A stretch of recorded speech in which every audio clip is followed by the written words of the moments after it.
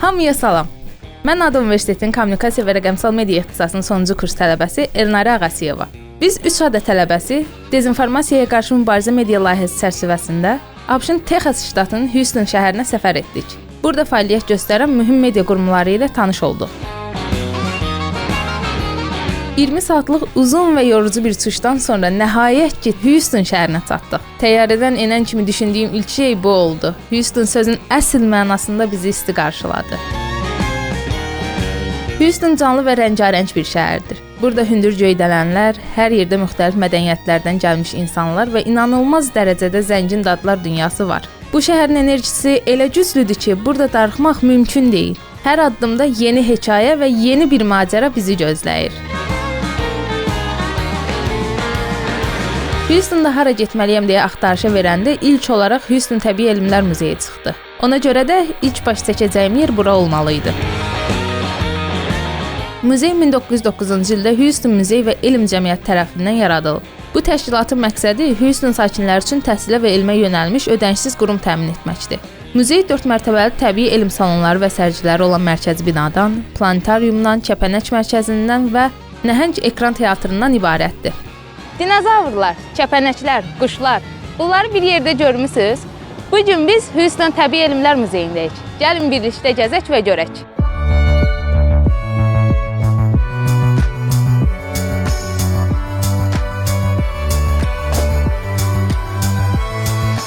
Muzeyin bu bölümündə insan özünü Amerikada yox, ecazkar Misirdə hiss edir. Muzeyin bu bölməsində qədim məzarların sirrini açarkən özümüzü arxeoloq kimi hiss etdik. Hazırda biletlərimiz əlimizdədir. Təxmin edin görək biz muzeyin hansı bölməsindəyik? Təbii ki, kəpənəklər bölməsi. Biz bura gəlməmişdən əvvəl araşdırma elədik. Lakin bizə bildirdilər ki, kəpənəklər bölməsi fəaliyyət göstərmir. Xəbərin mənbəyini elə məhz muzeyə gələrək öyrəndik ki, kəpənəklər bölməsi fəaliyyət göstərir. Elə məhz buna görə informasiyanı həmişə mənbəyindən öyrənin.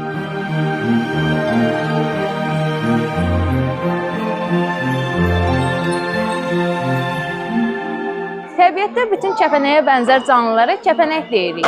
Lakin cüvə ilə kəpənəyin fərqini bilmirik. İndi biz bu bölmədə bizə də yeni olan kəpənəklə cüvənin fərqini deyəcəyik. Kəpənəklərin bədənləri tüklü olur, lakin cüvələrin bədənində tük olmur.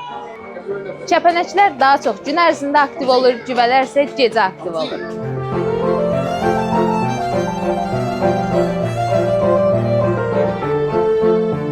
Bu gördüyünüz bölmədə qabda kəpənəklər satırlar. Sadəcə $20 ödəyərək siz bu kəpənəkləri ilk dəfə havaya buraxa bilərsiniz.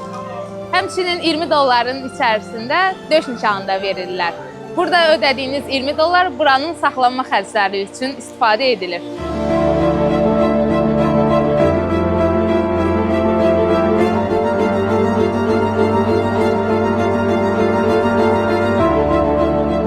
Burada o qədər müxtəlif kəpənəklər uçuşurdu ki, sanki nağıldaydıq.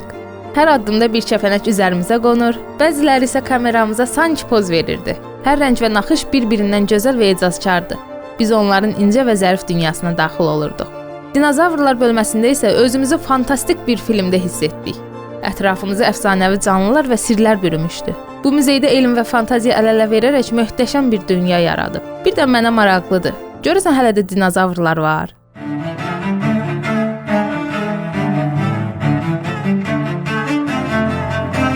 Bu macəranın davamı bizi Houston Media Source-a apardı. 1987-ci ildən fəaliyyət göstərən bu ictimai televiziya və radio platforması vətəndaş jurnalistikasının ən böyük dayaqlarından biridir. Onlar təkcə proqram yayımlamır, həm də insanlara kamera, montaj və media savadlılığı bacarıqları öyrədərək icma üzvlərinə öz hekayələrini danışmaq imkanı verirlər. Prezident Gerald Labeksdən media savadlılığı ilə bağlı jurnalistlərə təlim keçib-keçmədiklərini soruşduq. O qeyd etdi ki, hazırda biz işimizi təkmilləşdirmə mərhələsindəyik. Buna görə də buradakı jurnalistlərə yayımladıqları məzmunu daha yaxşı istehsal etməkləri üçün təlimlər keçiririk. Bir şey yayımladıqdan sonra onu geri qaytarmaq mümkün deyil. Buna görə də biz onların məzmun istehsalına daha çox vaxt ayırmasını və fakt yoxlaması aparmalarını istəyirik. Bunlar media savadlılığımızda tətbiq etməyə çalışdığımız əsas elementlərdir.